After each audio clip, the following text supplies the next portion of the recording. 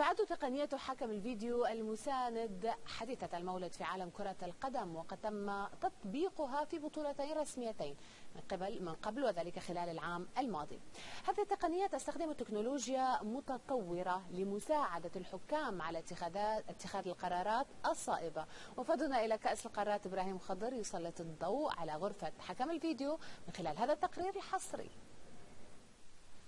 ملعب كاسان أرينا يخضع لذات المعايير الدولية التي تفرضها الفيفا على منظمي بطولاتها.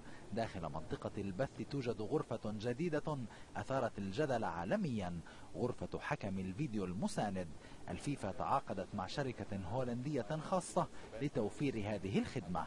أثناء المباراة يجلس 3 فنيون إلى جانب 3 حكام أمام هذه الشاشات التي توفر لهم 24 مصدرا للفيديو من داخل الملعب. هنا يشرح لنا الفني كيف تم إلغاء هدف البرتغال الأول في شباك المكسيك. عند تثبيت الصورة تظهر جليا حالة التسلل، وبالتالي كل ما حدث من بعد ذلك يعتبر لاغيا. التكنولوجيا ليست مهمشة في عالم كرة القدم، وعلينا التأقلم معها للوصول إلى تحكيم أكثر عدالة. هذه التقنية ساعدتنا على اكتشاف أن لاعبي البرتغال كانوا في حالة تسلل، وبناء عليه ألغي هدفهم الأول، ومن حسن حظنا استفدنا من عدالة التحكيم في هذه المرة.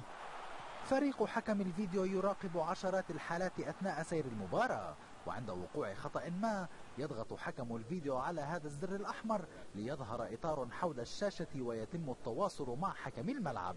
جميع الشاشات تعمل بتقنية اللمس التي تمكن الحكم من اختيار الزاوية المناسبة للمراجعة وتقريب الصورة لتحليلها بدقة.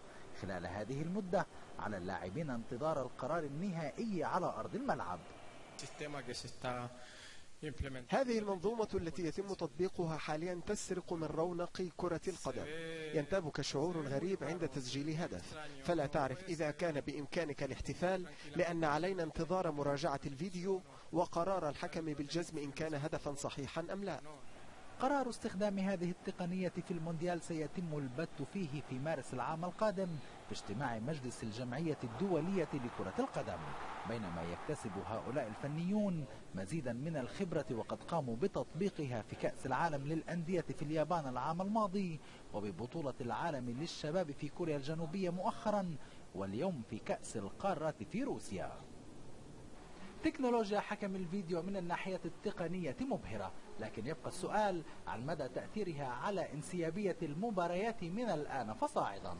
إبراهيم خضر، بين سبورتس، من داخل غرفة حكم الفيديو، كاسان. السلام عليكم ورحمة من الله تعالى وبركاته. لكل من زار قناتنا لأول مرة لا تنسى الضغط على زر الاشتراك وتفعيل خاصية الجرس الموجودة هنا ليصلك كل إشعار خاص بفيديوهاتنا التي ننشرها.